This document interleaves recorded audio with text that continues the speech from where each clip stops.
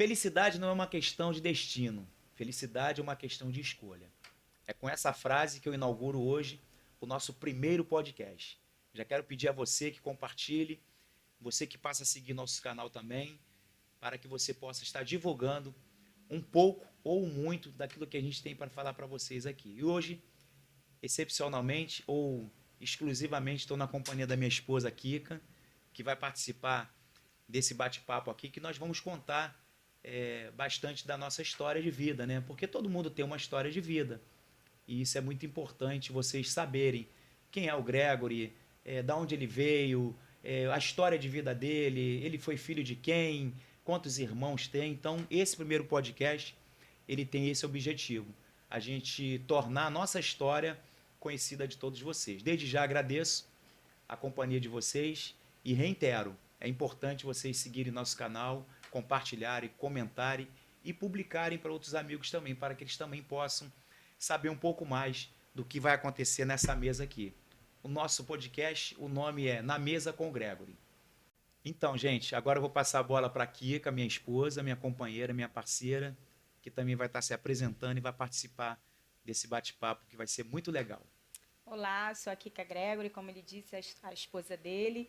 Nós estamos nesse primeiro podcast, acredito que será uma bênção, será muito bom, vocês vão gostar da nossa história, a história do Gregory, né? E depois ele vai dizer como eu cheguei na vida dele e vocês vão ver que temos muitos anos, para vocês terem uma ideia, nós temos 30 anos juntos, né? E temos 25 anos de casado, boda de prata, fizemos agora em dezembro. Isso. Temos uma filha maravilhosa que vai fazer agora sábado 24 anos. Então nós temos uma longa história para contar para vocês e eu tenho certeza que vocês vão gostar. É isso aí. Bom, eu vou começar contando a minha história primeiro e depois a Kika vai entrar, né? Eu conheci a Kika, eu tinha 23 anos, com 22 já sabia quem ela era. E com 23 eu a conheci. A minha história de vida é uma história muito difícil, foi muito sofrida. Minha mãe teve 12 filhos, eu sou o 12, né? Eu sou o 12º filho da minha mãe e do meu pai, é claro. E todo mundo tem uma história. E outro dia eu estava conversando com um amigo meu, Luciano Ventura, que é o nosso diretor, e aí a gente estava conversando sobre isso, a história de vida. Ele falou, cara, tu teve 12 irmãos. Rapaz, isso tem que ser contado, você foi camelô, então, por essa razão, o nosso primeiro podcast, a gente decidiu contar a nossa história primeiro e depois nós vamos entrevistar outras pessoas aqui. Já temos aí um roteiro programado com várias pessoas de sucesso, vários empresários de Campo Grande, da Zona Oeste, que também tiveram suas vidas muito difíceis no começo e depois chegaram ao grande sucesso empresarial. Como eu falei, eu nasci em Campo Grande, nasci no Hospital Rocha Faria, né? Hospital muito conhecido. E minha mãe teve 12 filhos, eu sou o 12º filho.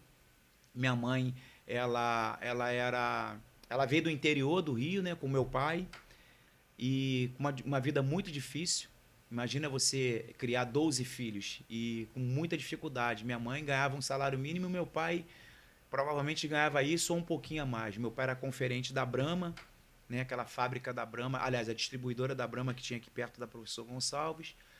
E os meus irmãos, né, eu tenho uma irmã que tem 73 anos, só para você ter uma ideia. Nossa família, assim, ela é muito unida, tivemos algumas perdas também.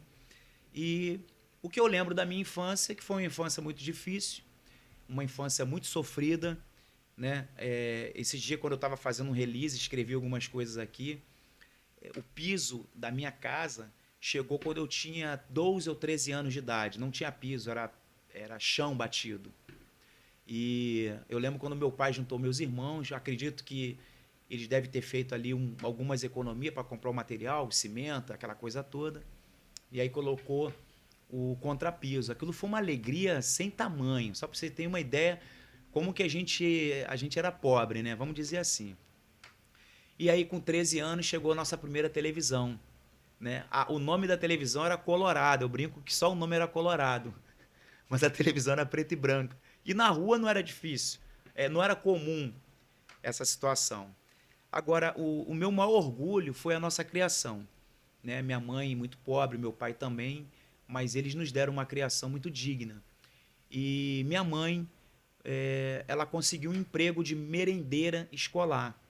Essa parte é uma parte que me toca bastante, porque em frente à minha casa tinha uma escola. Aliás, tem uma escola, né? A casa da minha mãe está lá até hoje. Um irmão meu mora, inclusive, ao lado da casa da minha mãe, né? E minha mãe conseguiu esse emprego. Mas antes desse emprego, a gente comia, muitas vezes, vou falar aqui um termo, a sobra da merenda escolar. Meus irmãos estudavam lá, eu também estudei lá, e aí minha mãe conseguiu esse emprego. E eu lembro que, por muitas vezes, a gente comia a sobra, arroz com peixe, macarrão com salsicha, ovo cozido, etc e tal. Então, assim, foi uma vida muito sofrida. Eu não posso nunca falar que eu passei fome, né? Porque eu acho que a fome é o pior estágio da vida do ser humano. Mas eu passei muita necessidade a ponto de abrir geladeira várias vezes e não ter absolutamente nada. Mas a gente sempre se virou. Os irmãos mais velhos já estavam trabalhando, né? Alguns de carteira assinada, e nós não estudamos. Nenhum dos meus irmãos tem estudo, ninguém tem faculdade lá em casa, né? Eu só tenho, a gente chamava de segundo grau, mas é o ensino médio. E nós fomos obrigados a ter que trabalhar muito cedo. Eu até esqueci de trazer, a minha primeira carteira de trabalho assinou quando eu tinha 14 anos de idade.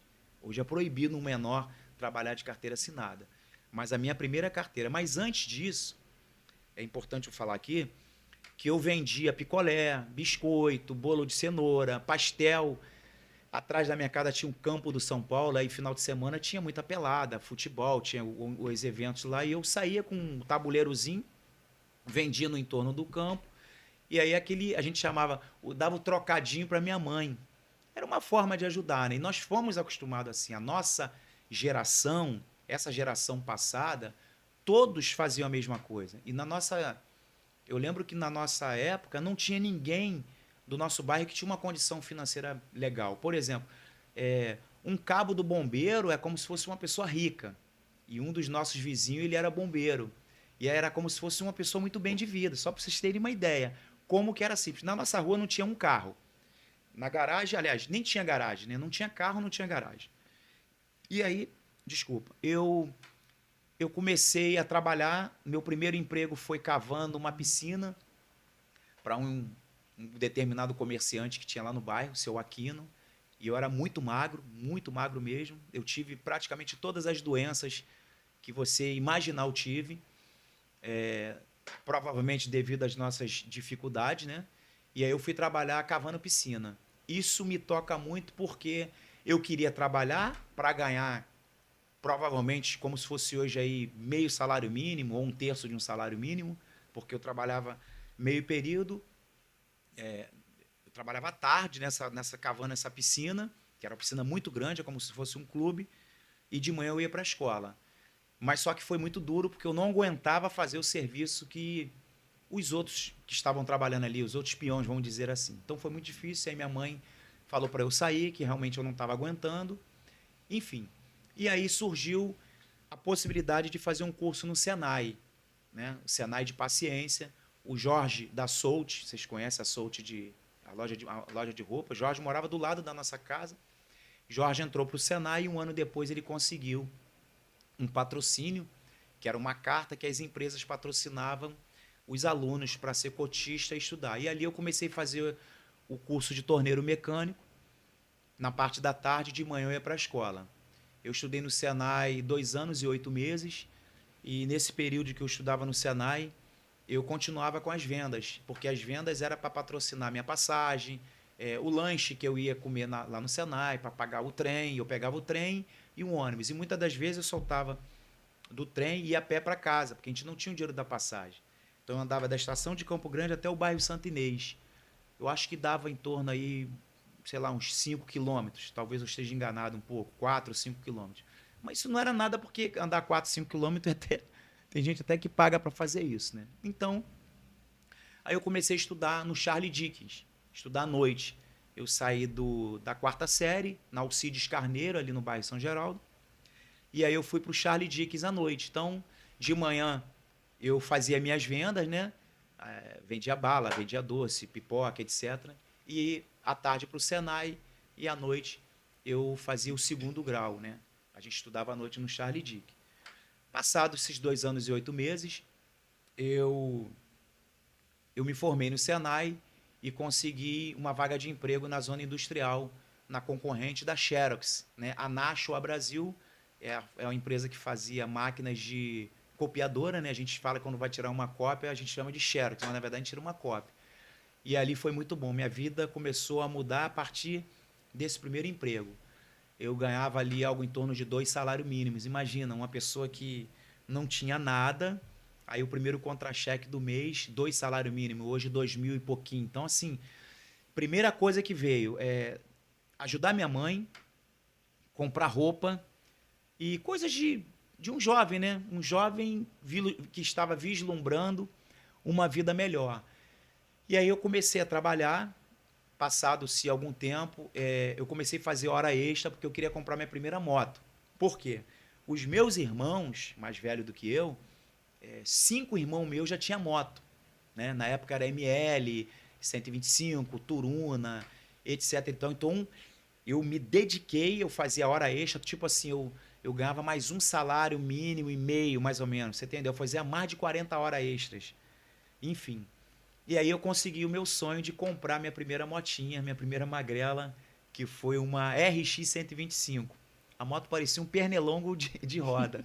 Mas aquilo foi um barato. Eu lembro dessa história assim com muita alegria. E meus irmãos com a motinha um pouco melhor, aí eu parava a minha do lado. Eles falam o seguinte, a moto era tão magra quanto o Marcelo. Eles me chamavam de Marcelo, Marcelinho. Enfim, aí dali eu já comecei a sonhar um pouco maior, né, vamos dizer assim. Eu estava muito feliz nesse emprego. Aí depois eu fui trabalhar numa segunda empresa, que é a Acreil Norte, tudo na zona industrial de Campo Grande. Meus 3 empregos como torneiro mecânico foram na zona industrial de Campo Grande.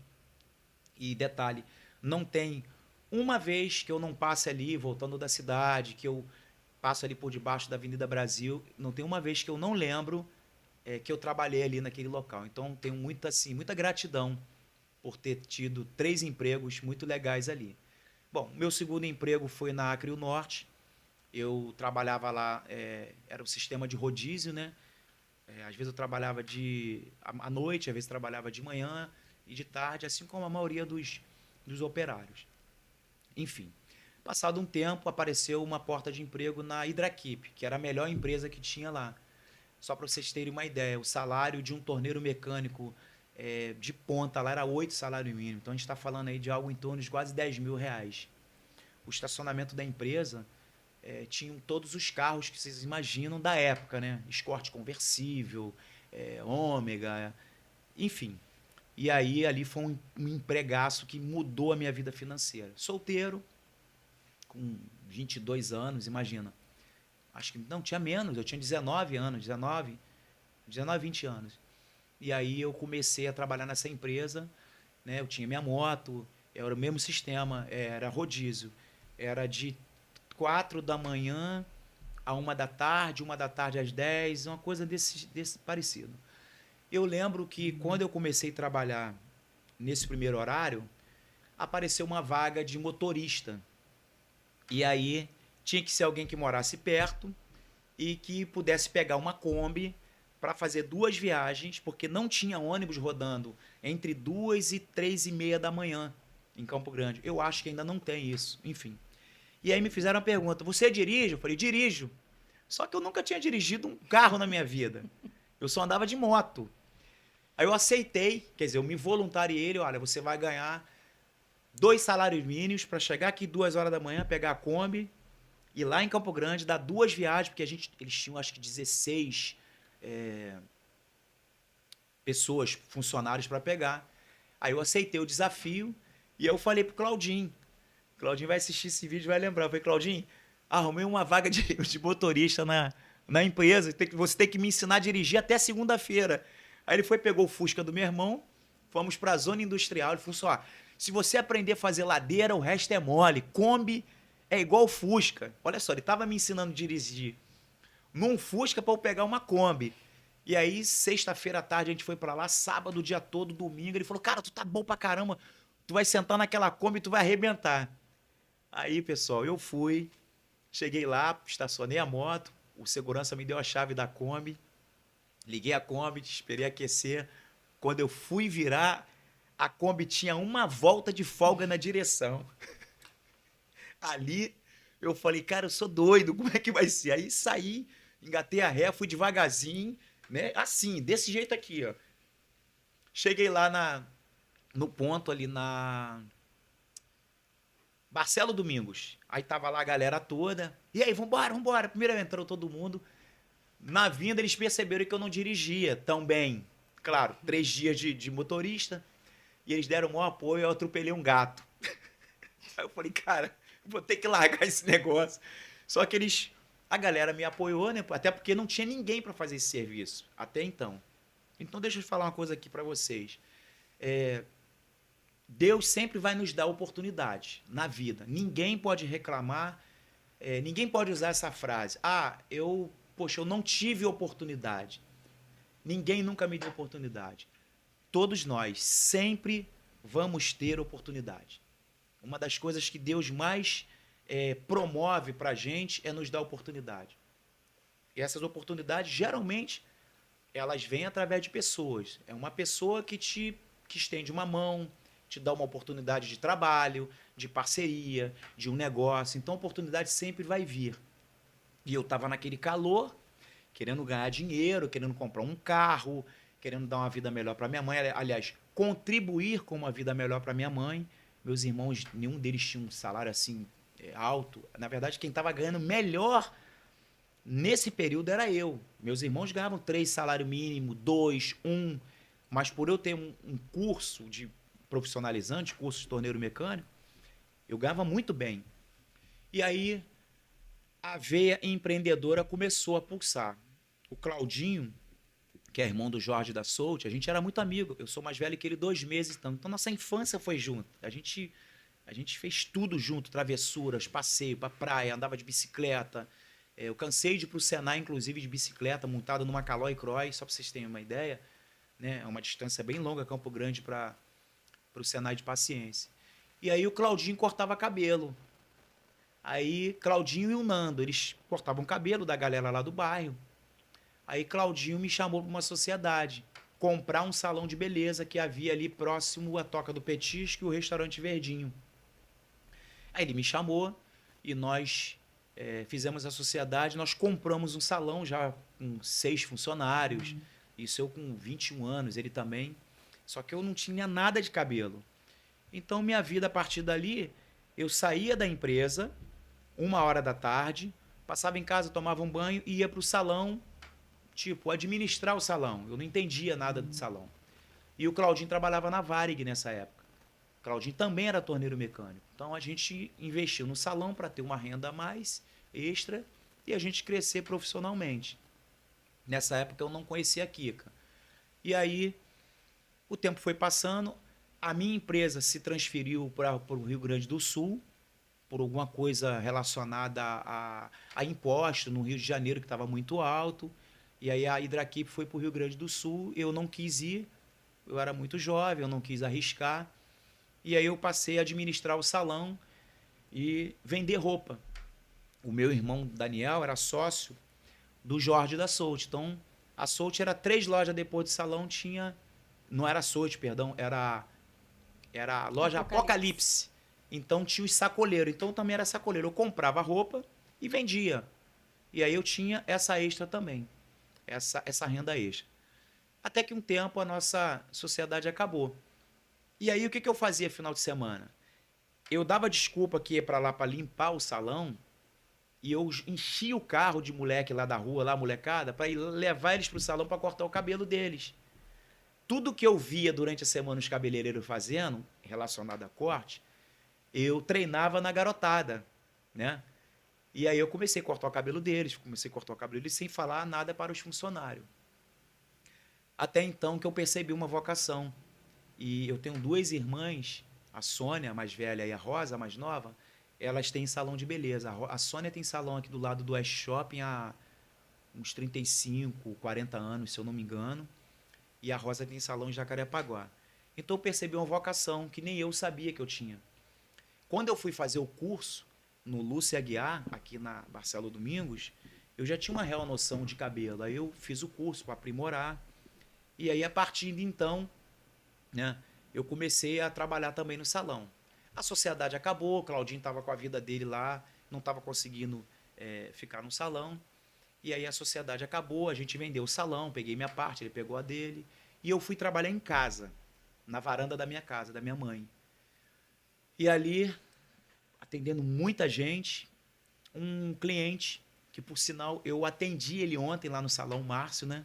Eu sou muito grato a Deus pela vida do Márcio. O pai dele era sócio do Salão Tavares, em Campo Grande.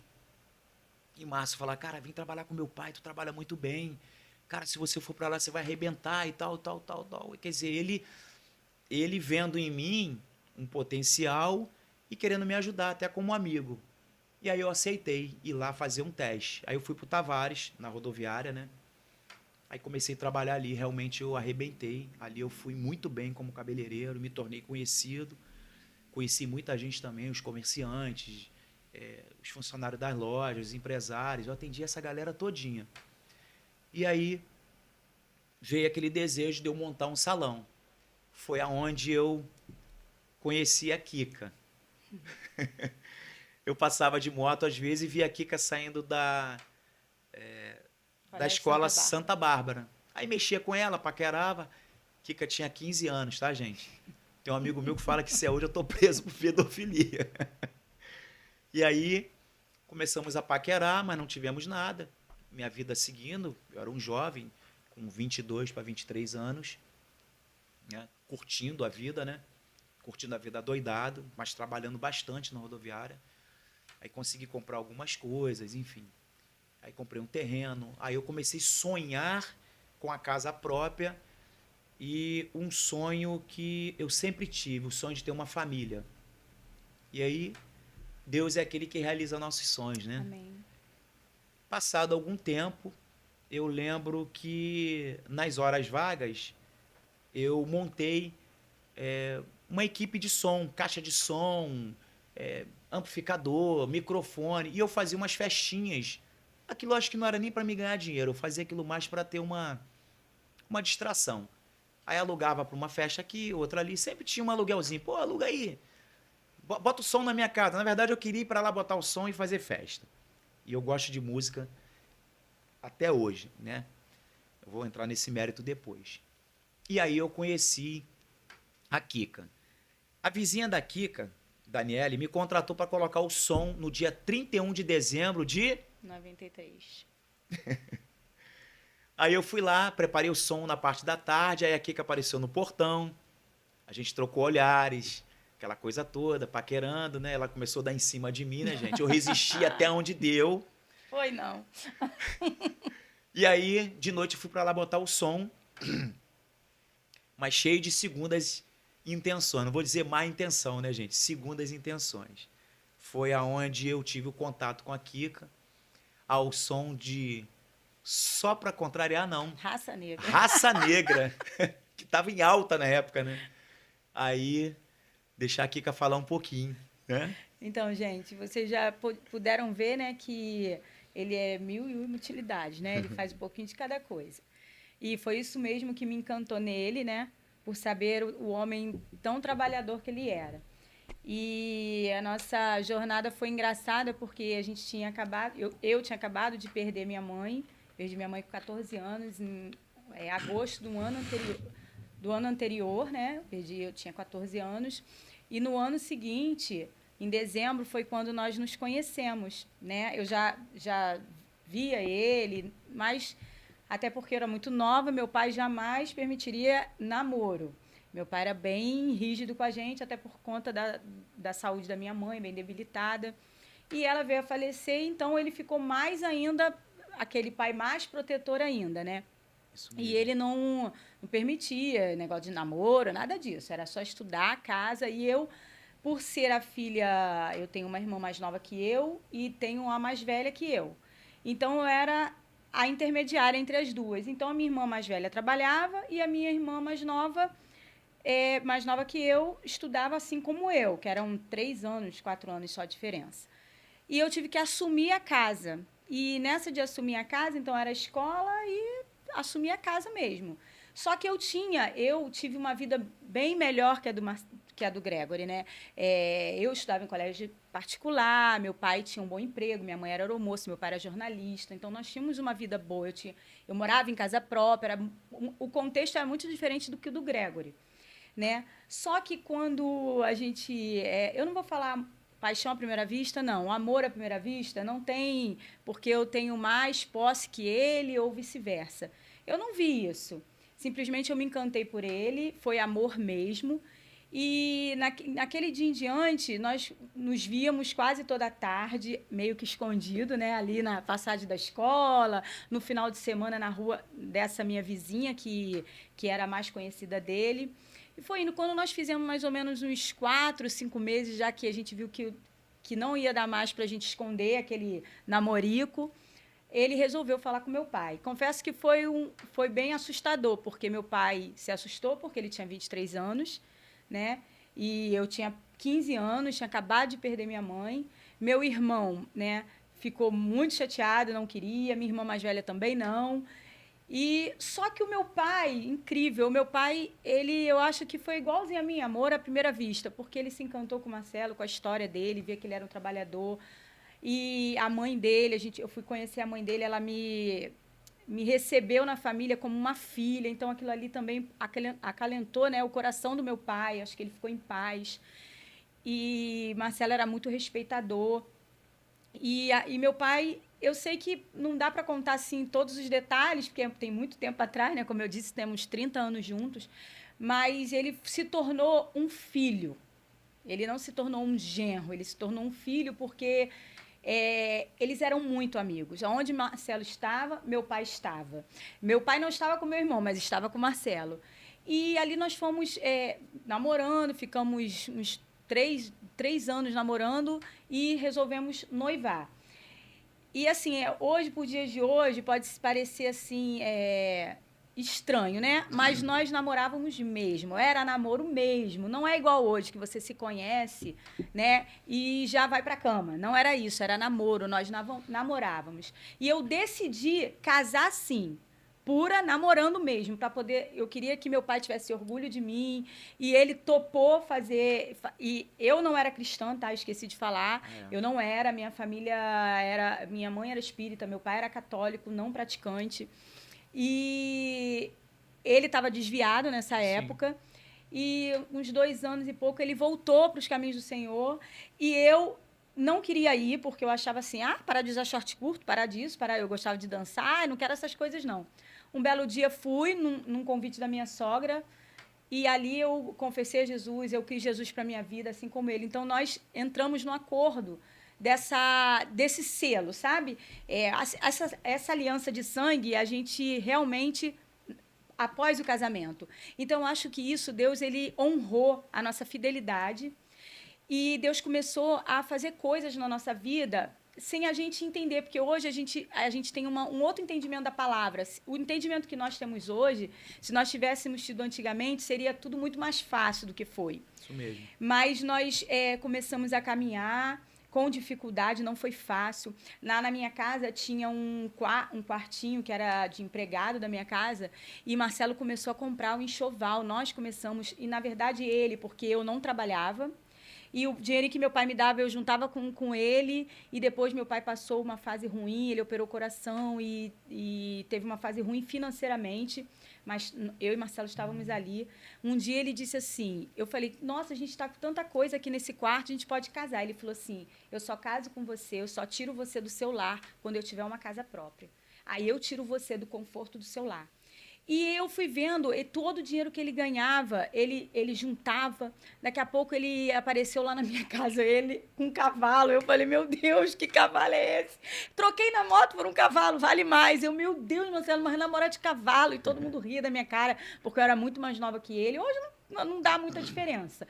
Mas na época, eu com 15, ele 23, é uma diferença, ainda mais naquela época. E ele trocava, daqui a pouco ele... E troquei o cavalo agora num terreno. E foi indo, e trocava num terreno, e trocou. Daqui a pouco ele trocou por um apartamento. E desse apartamento nós conseguimos a nossa casa. né?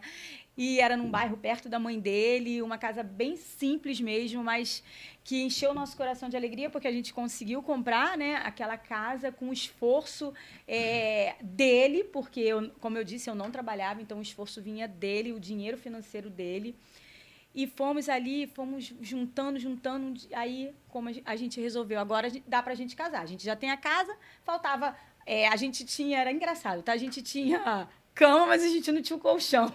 A gente tinha, sei lá, as coisas mais assim, que era mais fácil, que era mais difícil, mas não tinha o mais fácil. Eu não sei, ele quis comprar logo as mais caras, para depois ir comprando as mais baratas, mas assim dá pra gente casar.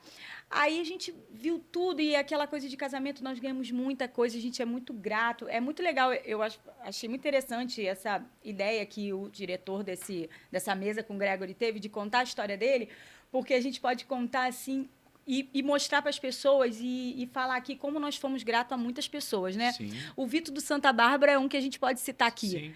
Ele, assim, nos abençoou de uma tal maneira o nosso casamento. Tantas pessoas que eu fosse citar o nome, eu posso esquecer, porque tem muito tempo, já fiz 25 anos de casado, mas, assim, que nos ajudaram.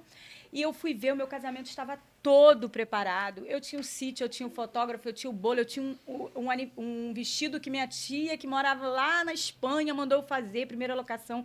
Então, tudo Deus começou a preparar todos os detalhes, sabe? E na época, a gente era da Assembleia de Deus, então, você imagina, né?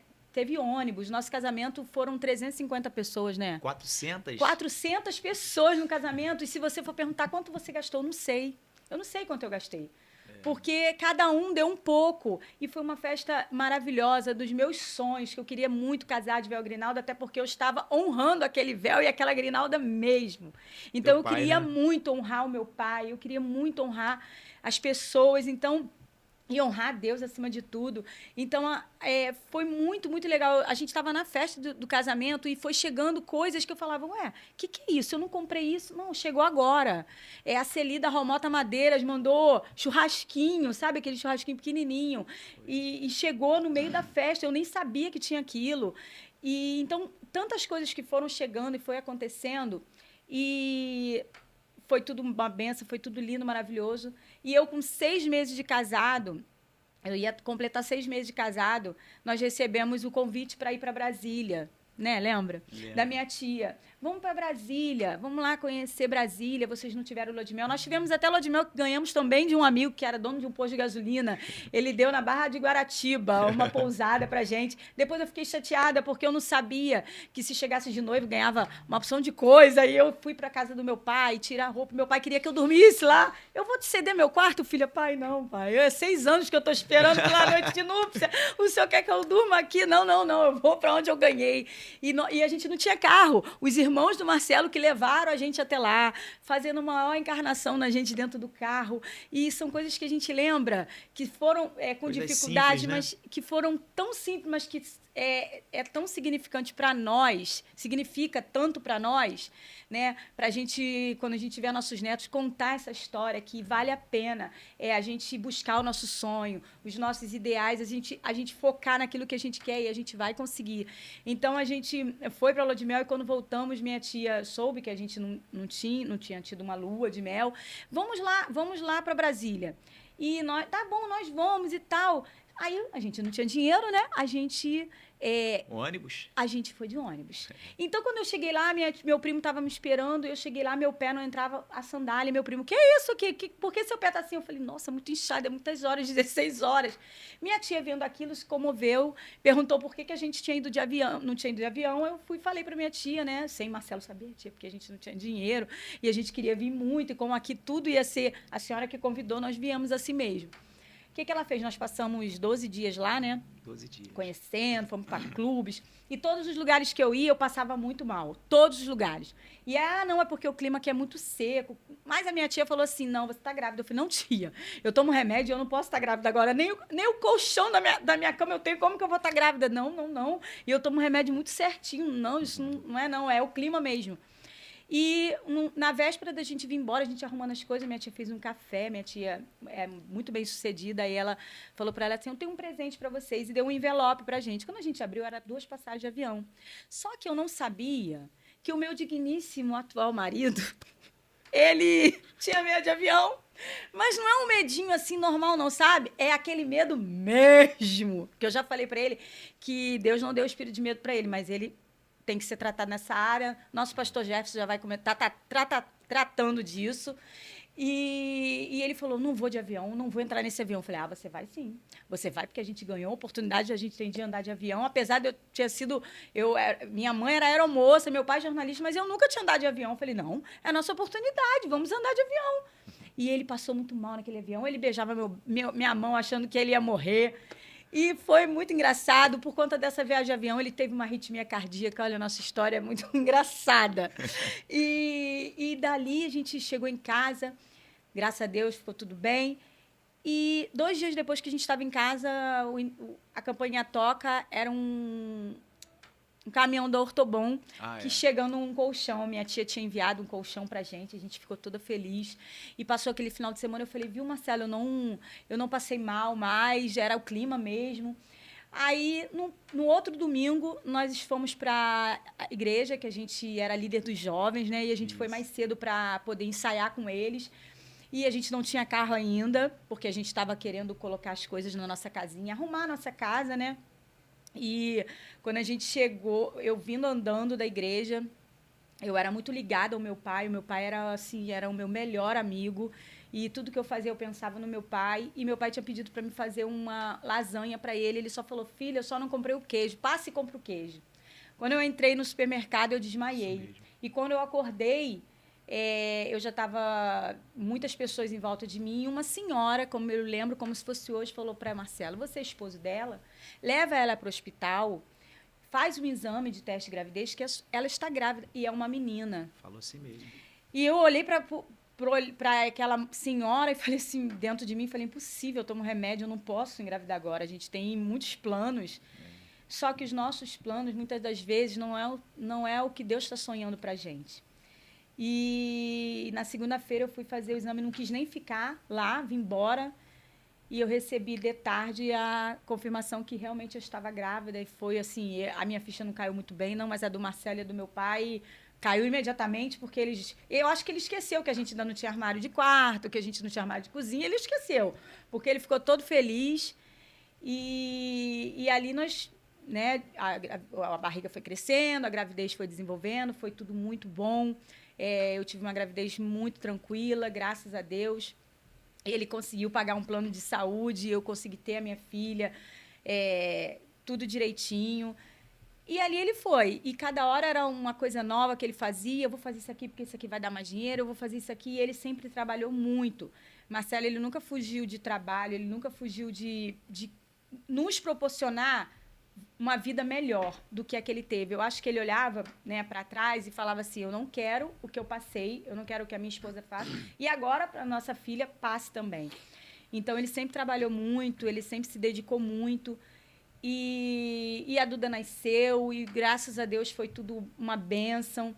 E hoje a gente está vivendo momentos na nossa vida que eu não vou dizer que a gente nunca sonhou em estar vivendo, porque seria uma mentira, porque a gente sonhou sim.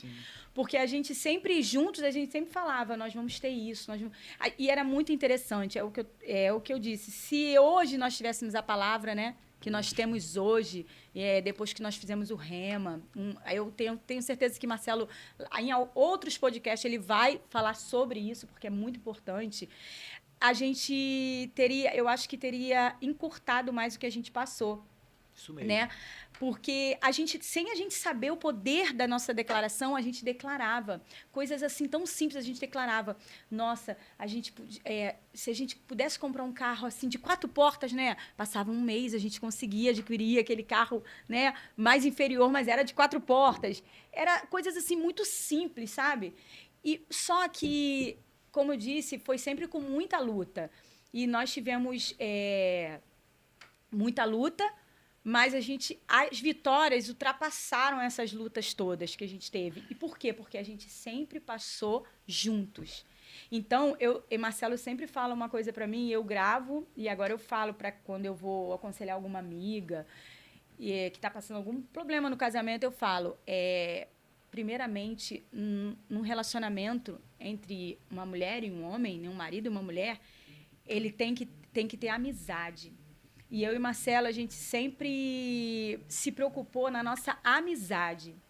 Amor, claro, o amor é o princípio de tudo, é o mandamento. Mas a amizade é que faz eu entender quando ele não conseguir trazer para dentro de casa, às vezes, aquilo que eu pedi naquele dia, ele não conseguiu.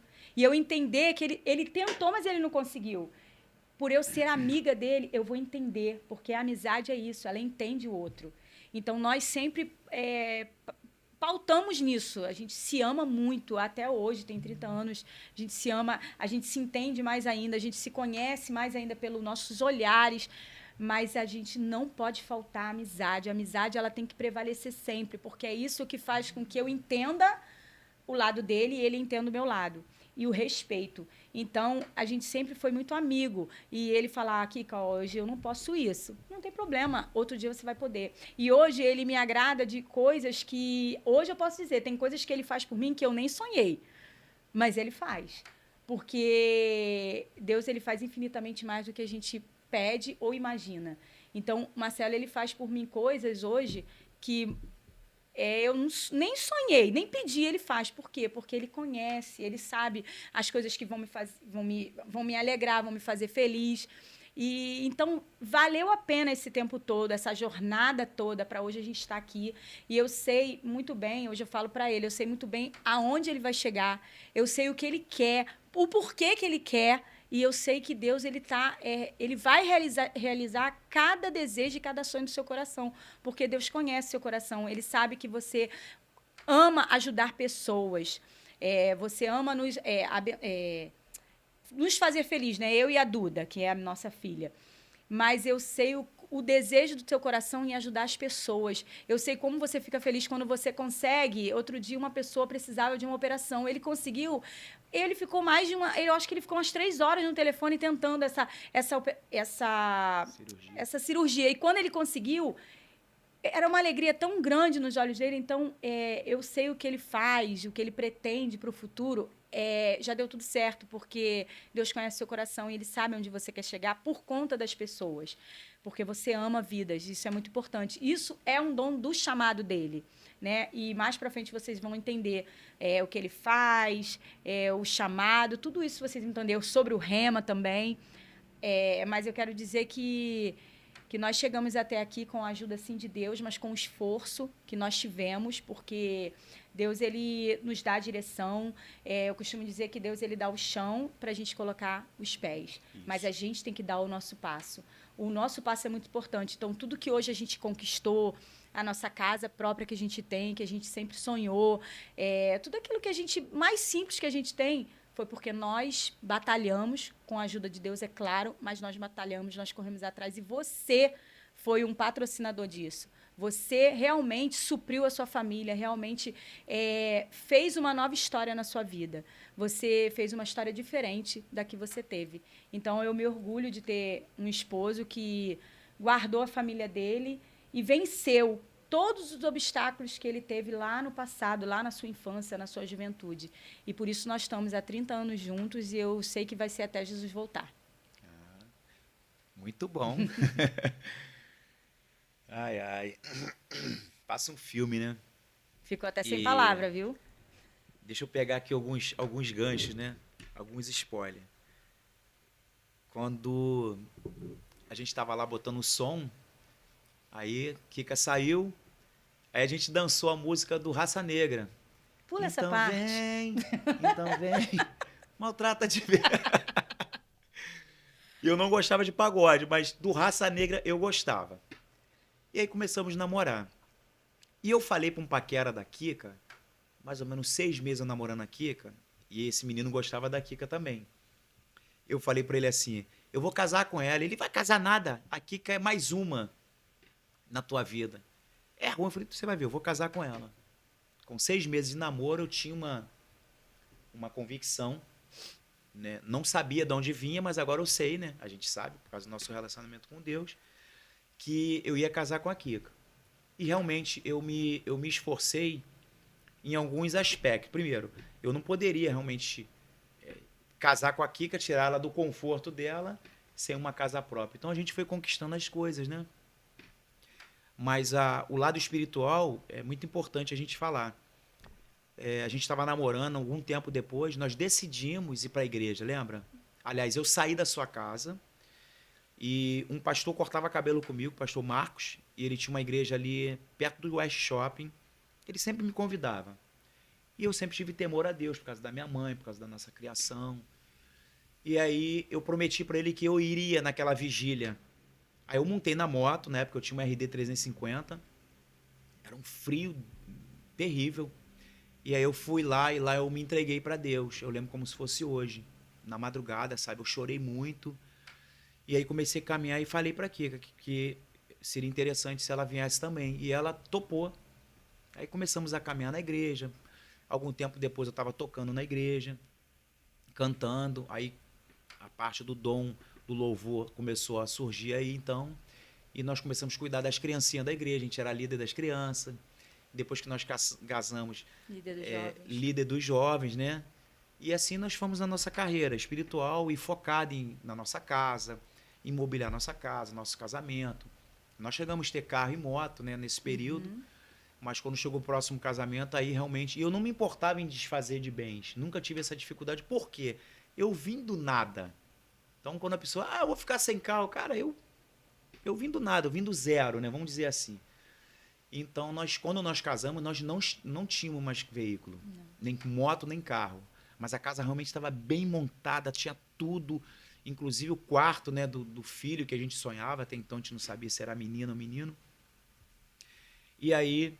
foi quando veio nosso bem maior nessa vida, né? A nossa filha.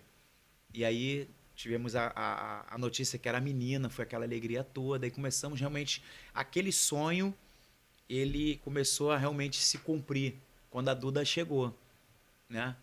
Aí Duda nasceu, aquela coisa toda da infância. E nós decidimos ter um filho só. Pela minha história, vocês já vão saber o porquê que eu decidi ter um filho, porque eu não queria, em hipótese alguma, pensar na Duda passar, sei lá, 10% da dificuldade que eu passei. Então, eu centralizei todas as minhas energias na Duda, né? Plano de saúde, coisa boba hoje. Ar-condicionado, por exemplo. Eu nunca dormi no ar-condicionado. Eu fui ter ar-condicionado quando eu casei, né? Na minha casa. Mas o quarto da Duda já tinha um ar-condicionado. Essas coisas assim que me faltaram na minha infância devido à falta de condição dos meus pais, a gente promoveu para a Duda. Mas eu, seguramente falando, a Kika falou do Rema, e aí, algum tempo, nós fomos muito ajudados por muitas pessoas, né? Eu lembro que eu cantava na igreja, cantava nas igrejas, em Campo Grande, tinha evento, vai ter uma festa dos jovens e tal, aí... eu passei a ser um cantor amador de igreja e de eventos. E eu lembro que eu estava cortando o cabelo de uma pessoa, né? O Leoni, ele falou assim para mim, cara, Deus mandou eu te dar uma moto que eu tenho para você vender e gravar teu primeiro CD. Exatamente assim, gente. Aí, era um sábado à tarde, ele chegou com a moto lá, me deu a moto, me deu o recibo. E aí eu peguei a moto, chamei o produtor musical, que porventura gravou outros discos meus, mas gravou uma música nova minha agora. Deus é bom em todo tempo, vocês daqui a pouco vão estar ouvindo, né? E aí eu dei a moto para ele, a gente gravou nosso primeiro CD, o pai da Kika me ajudou muito, o Vitor da Santa Bárbara, o Zé Carlos da Zesp, e outros amigos, porque tinha que fazer capa, tirar foto, produzir o CD, aquela coisa toda. Aí, eu com disco pronto, a primeira tiragem que a gente fez na Sony Music foram 1000 cópias. Né? 1000 cópias naquela época dava 10 mil reais, que o CD custava algo em torno de 10 reais. Chegou a custar 20 e pouquinho, né, na alta, mas era 10 reais. Aí eu comecei a cantar nas igrejas, né? Já tinha um CD para vender, e aquilo era uma renda a mais. Aí comprei o carro, aí viajei, aí gravei o segundo CD, gravei o terceiro, o quarto, e não parou. Mas, rebobinando, o nosso casamento, nessa igrejinha que eu me entreguei, lá do pastor Marcos, eu lembro que a gente estava noivo, e uma pessoa chegou e falou assim, olha só, Deus manda dizer para vocês, que vocês vão casar, e o casamento de vocês não vai faltar nada, já tem tudo, já está tudo preparado, a festa de vocês, porque era uma preocupação. Vocês sabem que um casamento, hoje, você fazer um casamento hoje nos moldes que foi o nosso naquela época, eu vou chutar um número aqui, tá? Não dá para fazer um casamento daquele que a gente casou com menos de 50 mil. Se fosse hoje, então, eu não tinha 50 mil naquela época, eu tinha algumas coisas, já estava cantando e tal. Eu lembro que as pessoas foram tocadas por Deus, porque não tem como falar que foi diferente, que elas não eram crentes. Alguns eram evangélicos, mas a grande maioria não era. Eles me faziam a seguinte pergunta: o que você quer pro teu casamento? Aí eu ficava sem graça, pô, vou pedir. Não sei. Não, o que você tá precisando? Um cara, um empresário, ele me levou no Barra Shop, na loja, e ele comprou o meu terno na Armani. Ele comprou a calça, o paletó. Aí eu tava muito satisfeito. Ele, não, você tem que sair daqui vestido. Ele comprou a camisa, ele comprou a gravata, a meia e o sapato. Sabe? Então, assim, são coisas... Deus é detalhista nas coisas simples, mas ele também ele é abundante. Quanto custa um terno Armani hoje? Não custa menos de 6 mil reais. Então, assim, eu vi o cara comprando aquilo que dava para comprar um carro, uma moto. Nós ganhamos bolo, ganhamos salgado, ganhamos o sítio, o vestido da Kika, assim, de primeira locação, altíssimo nível, e muita comida, gente. Acho que Deus sabia que ia muita gente nesse casamento, mas muita coisa, muito refrigerante, muita comida, muita bebida, salgado. E a gente viu aquele salão abarrotado de gente. Foi no Salão Bougainville, lá no Magaça. E a gente via assim a boa mão de Deus, o zelo, o cuidado de Deus com a nossa vida. Acredito eu que por causa da nossa fé, a nossa obediência, por causa da obediência da Kika também com o seu pai, né? Porque o pai da Kika foi meu melhor amigo que eu tive aqui nessa terra, enquanto vivo. E a gente andava muito junto. Mesmo antes de eu me converter, domingo eu pegava ele, arrastava ele pra pelada e pra tomar uma cerveja com o velhinho. Ele era muito agarrado comigo. Todo domingo eu tirava ele de manhã, só levava ele pra casa de noite. E muitas das vezes a gente chegava os dois lá meio cambalhotando. E a Kika brigava tanto que ele vomitava de um lado, eu vomitava do outro. E o meu sogro, assim, acredito, o meu contato com o meu sogro foi mais do que com o meu pai. Era muito intenso. Ele queria me ajudar de toda forma. A gente passeava, a gente estava junto, saía para almoçar. E quando a gente se converteu, ele era muito católico. No começo ele ficou meio assim, mas depois ele aceitava de boa, dava força. Vocês não vão para a igreja hoje, não? Enfim, a gente teve muito apoio. Eu sou muito grato mesmo a Deus pela vida das pessoas, pela minha família, meus irmãos que se dedicaram ao nosso casamento. A minha irmã Sônia, nossa, que é uma mãe pra gente, né? Eu não tenho minha mãezinha partiu tem 4 anos, né? E a minha irmã Sônia, assim, é como se fosse a nossa segunda mãe. E essa história, né? O nosso diretor, Luciano Ventura, eu não ia gravar, né? A nosso primeiro podcast seria com outra pessoa. Ele, cara, você tem que contar, e realmente eu sou grato a Deus, porque ele foi inspirado por Deus, que realmente a gente falando aqui, eu sei que a nossa história ela vai servir de parâmetro, de incentivo para pessoas que estão começando, sobretudo os jovens, que têm uma vida parecida com a que eu tive, uma vida sofrida, de família pobre, humilde, carente, mas que, olhando para essa história aqui, que não dá para contar tudo, mas acho que é um bom resumo, vão entender que se ajustarem com Deus, porque Deus não é uma religião, né?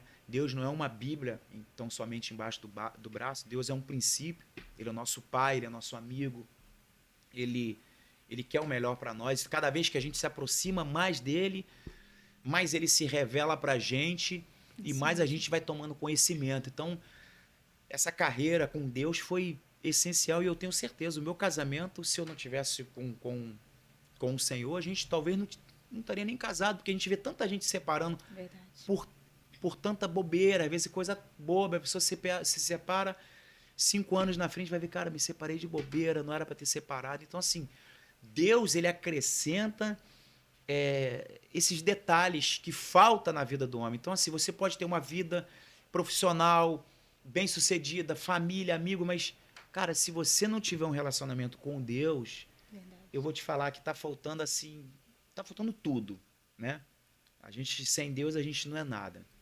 E sem E contar também que quando a Duda, eu engravidei, eu já tinha terminado meu estudo, né, segundo grau, e eu queria muito ter feito uma faculdade de nutrição, que era o que eu tinha muita vontade, mas eu decidi, foi uma escolha, tá? Não foi porque Marcelo não quer, não, foi uma não, escolha de cuidar da minha filha, de cuidar mesmo da minha casa e da minha filha. E ela foi crescendo, e um dia o meu pai falou: por que você não vai ajudar o seu marido no salão? Eu falei: eu não gosto dessa parte de salão. não, mas deixa eu chegar no salão, né? Tá Onde bom. é hoje, eu ia falar. Tá. Realmente, teu pai, ele falou. Eu estava trabalhando no Salão Tavares, né? E aí eu experimentei de um negócio mal sucedido. Isso aqui é um alerta, sabe? Porque se você tem aliança com Deus, não é recomendável você fazer qualquer tipo de parceria com quem não tem. Isso mesmo. De negócio, principalmente. E aí eu fui montar um salão com uma pessoa e ali eu experimentei, vamos dizer assim, a segunda derrota, né? A primeira que a gente desfez da sociedade lá, mas foi tudo bem, enfim. Mas essa foi uma derrota que me doeu. E aí eu comecei a atender a domicílio, aquela coisa toda. E o meu sogro, meu saudoso sogro, ele um dia, ele me levou lá no canil, né? Ele tinha um canil grande, quer dizer, grande, para cachorro era grande, né? 5 metros de comprimento e 2,75 metros de largura. Ele falou assim: meu filho, por que você não faz o teu salão aqui? É verdade. Aí eu, poxa, seu Clomar, não sei, aí tem a família, tem teu filho. Aí tá, não, rapaz, isso aqui é teu, da Kika. E a gente já era casado, né? Aí aquilo começou a borbulhar no meu coração e eu falei, poxa, eu vou fazer. Ele, olha, você pode fazer aqui, pode derrubar e tal. E lá moravam os cachorros Xuxo, Maradona e Highlander. E eu que dava banho neles, tá, gente? Meu sogro, geralmente domingo assim, domingo sim ou não, eu dava banho nessa turma toda lá. E aí eu fui construir o salão. Literalmente construímos. Construímos o nós salão. Eu fizemos. trabalhava, né? E aí eu levantei parede sem nunca ter sido pedreiro, já tinha noção, porque meu pai era pedreiro, meus irmãos são tudo desenrolado também nessa área, todos eles. E aí a gente começou a fazer tal, e chegou a fase da laje. Nessa fase da laje, que foi interessante, né? Aí eu marquei a laje e chamei meus amigos para ajudar. Né? E eu, graças a Deus, eu sou muito rico de amigos. E uma laje pequena, se vocês verem aí, 5 por 2,75. Tinha mais de 50 pessoas na rua, era uma festa, música tocando. Aí minha mãe fez angu à baiana, que era tradição, né? Depois as lajes viraram churrasco, né? As pessoas cresceram. E aí gente pra caramba, a pessoa parava com o carro, a gente já jogava cimento, já usava a pessoa na rua, assim, uma alegria, meu sogro naquela farra toda, sabe?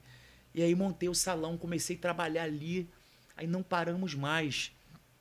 Aí foi crescendo, cresceu para trás, cresceu para o lado. E aí já se passaram... Quanto tempo a gente está ali no salão, amor? 28 anos. 20 e poucos anos já. 28. E a Kika não trabalhava, sabe? Depois da morte do meu sogro, a Duda já estava grandinha, a Kika passou a ir pro salão me ajudar. Lavar cabelo, fazer escova e tal. E depois, quando viu, né, o mosquitinho da beleza tinha mordido ela. E aí ela começou a trabalhar comigo, foi a melhor coisa que aconteceu, sabe? E aí a gente foi crescendo junto, profissionalmente, né? Literalmente. E a gente tá lá junto no salão, né? Graças a Deus, passamos por a maior crise econômica, que foi o Covid. Muitos salões de beleza fecharam suas portas. E graças a Deus a gente conseguiu passar por essa tempestade aí bem difícil, né? E aí a minha filha, que tem uma veia empreendedora também, talvez por ter me puxado, né? Ela se forma esse ano em Direito, apesar dela ter me contrariado, ela passou para Medicina, mas não quis seguir na carreira médica e quer seguir uma outra carreira. E aí nós montamos uma loja de roupa para ela também, boutique, né?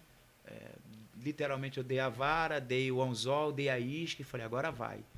Já vai fazer 2 anos a boutique dela, ela toca direitinho lá, né? Tá com um projeto de crescer, de abrir uma filial. E é isso, eu acho que é um bom resumo, né, do que a gente está nos propondo. Essa mesa aqui, nós vamos receber muitas pessoas aqui. Nós temos uma gama de pessoas já está no roteiro. E são pessoas que têm uma história de vida sofrida, sabe? Inclusive, eu tive com uma dessas pessoas ontem. Trabalhou de ajudante numa ambulância e depois o cara virou médico. É um grande empresário de Campo Grande, a esposa é médica, os 2 filhos são médicos. Olha só a história, eu não sabia. Então, na mesa com o Gregory, vai dar voz para essas pessoas. Pessoas que venceram na vida, pessoas de sucesso, que têm uma história para contar. Estou falando de médico, de empresário, de comerciante, de dono de padaria, de uma simples manicure que hoje tem um sucesso na sua profissão.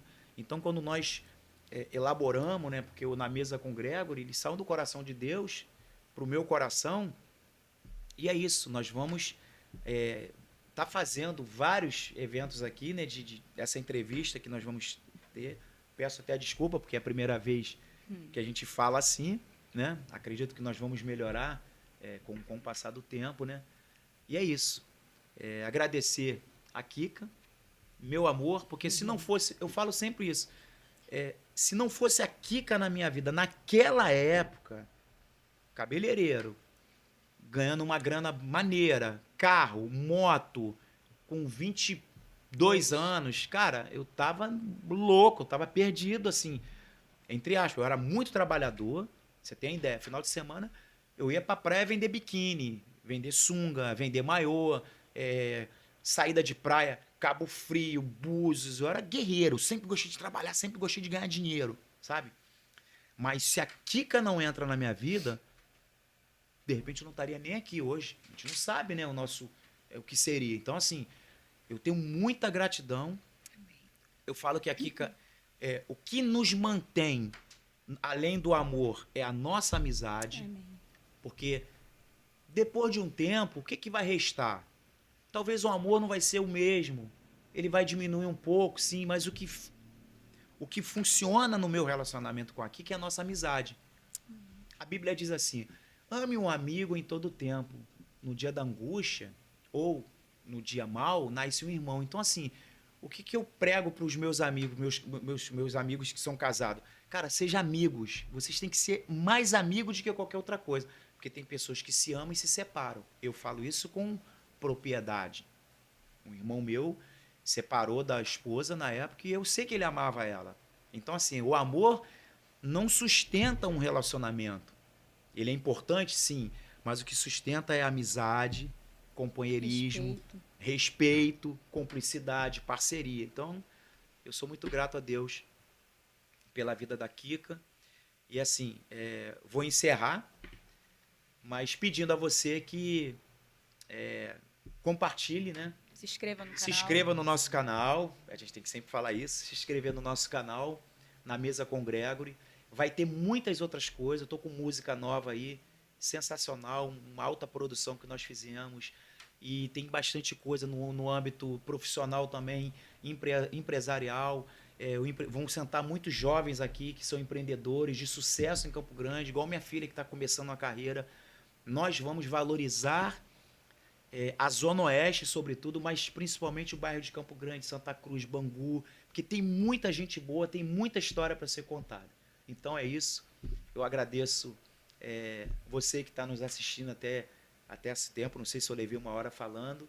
E muito obrigado. Agradeço a Deus e eu tenho certeza que coisas muito boas vão acontecer. Ok? Quero agradecer também por essa oportunidade, né, de ser o primeiro podcast com meu marido. E eu sei que serão muitos e muitos podcasts maravilhosos. Você não pode ficar de fora. Então, não se esqueça. Inscreva-se no canal, tá? Na Mesa com o Gregory. E vocês vão ter muitos conteúdos maravilhosos. Eu tenho certeza disso. Muito obrigada. E para falar, eu falei de agradecimento, né? Coisas que aconteceram na nossa vida espiritual agora, de 2 anos para cá, né? Nós fazemos parte de uma visão, não é só de uma igreja, né? Nós somos membros no Verbo da Vida aqui da Caixa Morra, em Campo Grande, mas nós fazemos parte de uma visão. A gente entendeu a visão dos nossos líderes, ao qual eu me refiro com muita gratidão. Pastor Desde que eu me Jefferson associei ao pastor Jefferson e Ribeiro, Vilma. Vilma, a nossa vida familiar, a nossa vida profissional, o meu chamado com Deus, sabe? Tudo, as coisas começaram a fluir de uma maneira tão simples, assim, sem esforço algum, porque eles também são simples, eles são igual a nós. Então, assim, muita gratidão a Deus Muita. por a gente fazer parte dessa igreja, Verbo da Vida da Cachamorra, aquele que eu posso chamar de amigo, né? Nosso pastor Jefferson, a Vilma e toda a sua família, tá bom, gente? Um beijo no coração e felicidade não é uma questão de destino, felicidade é uma questão de escolha. Você pode sim fazer a sua vida melhor, ok? Um forte abraço, fiquem todos com Deus.